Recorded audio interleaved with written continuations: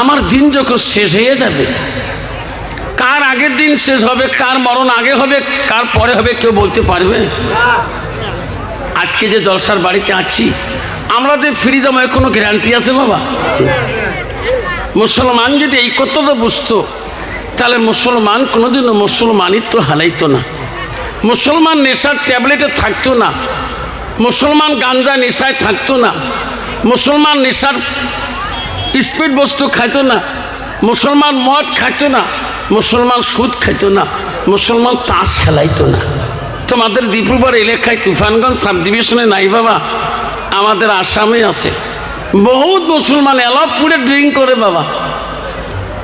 কিন্তু বাবা যে বস্তিটার মধ্যে কোনো হিন্দু মানুষ নাই, ওই গ্রামে যদি মদের বোতল নদীর পাড়ে পাওয়া যায়, তাহলে কেউ হিন্দু মানুষের যা মদ খায় ওটি 1 কিলোমিটারকে কোনো হিন্দু মানুষের বাড়ি নাই।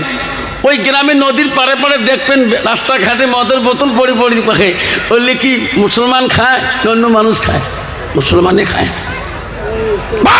শোনাতে মনে রাখবেন, এই মুসলমানের নাম রাখিয়ে আপনারা এই 2 দিনই দুনিয়াটাকে নিয়ে এই কবরে 3 কাপড় পরে যেতে হবে। শোনা, কে আগে যাবে, কে পরে যাবে,